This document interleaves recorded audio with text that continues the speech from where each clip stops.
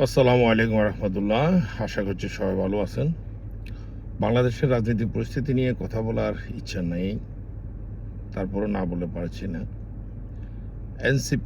এনসিপিতে কিছু ছেলে, অল্প বয়সী কিছু ছেলে, এরা জুলাই যুদ্ধতে ওদের ভূমিকা ছিল। এই জুলাই যুদ্ধ এটা একটা প্ল্যাটফর্ম। এখানে যে এনসিপি ছেলেগুলা এরা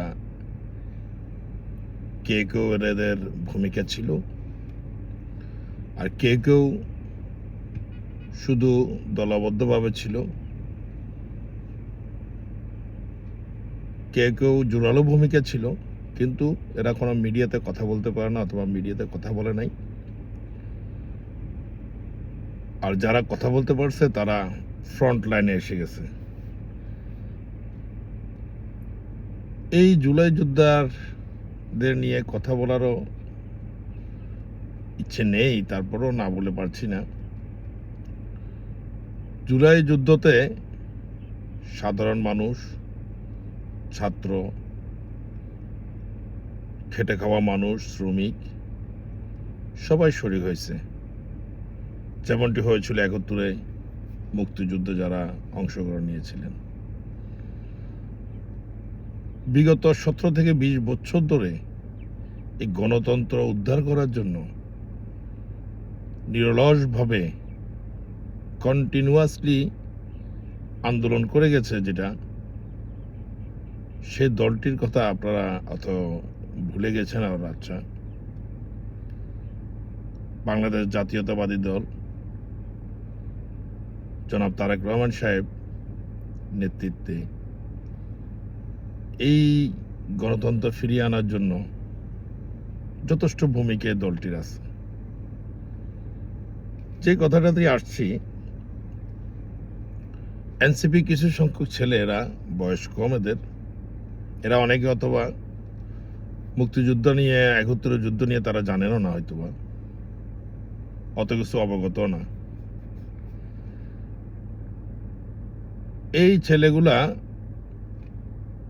জুলাই যুদ্ধতে এদের ভূমিকা ছিল, ওটা একটা প্ল্যাটফর্ম, ওটা একটা সম্মান।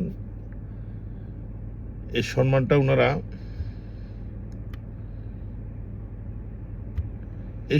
ওরা ধরে রাখা দরকার ছিল। এই জুলাই যুদ্ধের আন্দোলন থেকে এরা কি করলো, প্ল্যাটফর্ম চেঞ্জ করে চলে আসলো রাজনৈতিক মঞ্চে, রাজনৈতিক একটা প্ল্যাটফর্মে।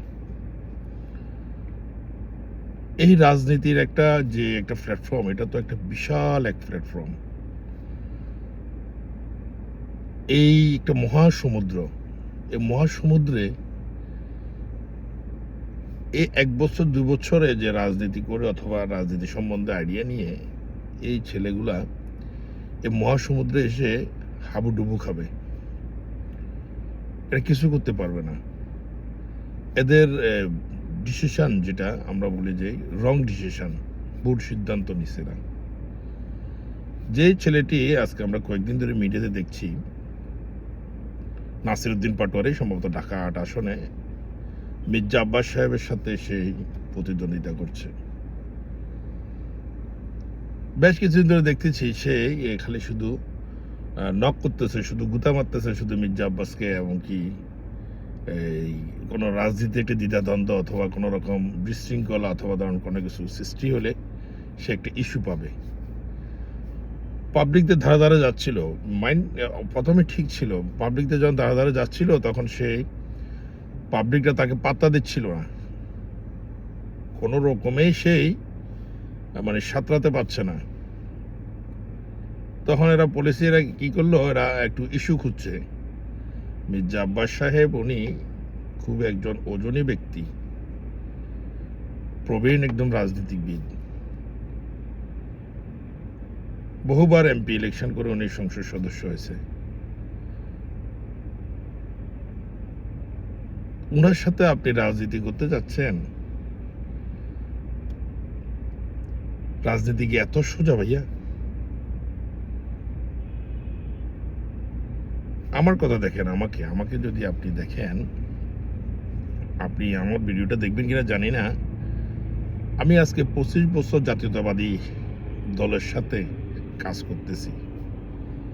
একজন ছোট্ট কর্মী, ক্লাস 8 থেকে আমরা রাজনীতির সাথে, এই দলটির সাথে আমি জড়িত। মেট্রিক পরীক্ষা পাশ করিনি তখন। একটা ওয়ার্ড থেকে, ছোট্ট একটা ওয়ার্ড থেকে ইউনিয়ন, ইউনিয়ন থেকে আপনার থানা, থানা থেকে জেলা, তো জেলা পর্যায়ে এখন আমরা যেতে পারিনি। আজকে এত বছর, 20-25 বছরের, 20 বছরও কম হবে না, 20 বছরে এই দলটির সাথে জড়িত। এখনো জেলা পর্যায়ে যেতে পারিনি আমরা, এখনো ছোট্ট কর্মী।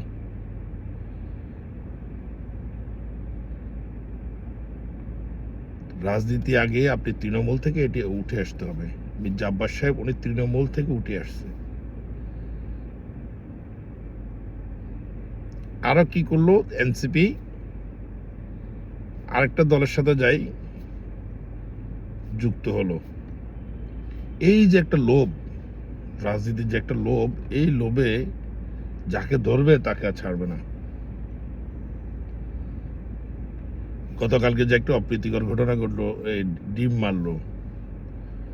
এই ডিম মারাতে যে আপনারা যে ব্যান্ডেজ ট্যান্ডেজ লাগাইয়ে 8-10 জন, 7 জন, 5 জন সবাই, কেউ পাথর মারছে, কেউ কই মারছে, হে মারছে, গায়ে পড়ে ঝগড়া লাগানো।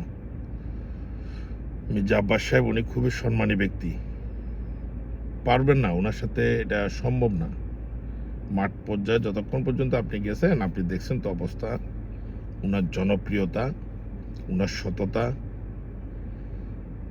ওনার দক্ষতা, ওনার অভিজ্ঞতা, সেটার কাছে পৌঁছতে আপনাকে আরো অনেক পিছনে, আপনার যে এলাকা আছে না, এলাকার যে গ্রাম মহল্লা, ওই মহল্লাতে যাইয়া, যে আপনার যে ইউনিয়ন, ইউনিয়নের যে 5-7টা ওয়ার্ড থাকে না, ওই যে কোনো আপনার যে ওয়ার্ডটা আছে, ওই ওয়ার্ডটাতে, ওয়ার্ড কমিটিতে আপনি ওখানে একটা রাজনৈতিক সংগঠন করেন, ওখান থেকে ওয়ার্ড থেকে আপনি তৃণমূল থেকে উঠে আসেন, তখন আপনি একজন রাজনীতি প্ল্যাটফর্মে একজন নেতা হতে পারবেন।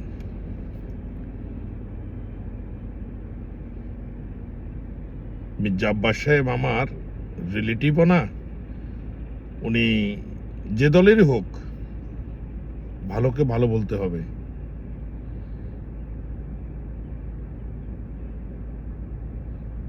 আশা করছি কি বলছি আপনারা অবশ্য বুঝতে পারছেন। এখনো সময় আছে, আপনারা সংশোধন করুন, ফিরে আসুন, ভালোর পথে ফিরে আসুন, দেখবেন আপনাদের সম্মান আরো উপরে যাবে। রাজনীতি ফুট করে আসি, এমপি ইলেকশন করে সংসদে চলে যাবেন, এমপি হয়ে যাবেন, এটা একটি দুঃস্বপ্ন। দুঃস্বপ্ন দেখা ভালো না, এটা একটি দুঃসাহস। দুঃসাহসও বেশি ভালো না, সাহস ভালো। ধন্যবাদ। অন্য আরেকদিন আবারও আপনাদের সাথে দেখা হবে। ভালো থাকুন সে পর্যন্ত। আসসালামু আলাইকুম রহমতুল্লাহ।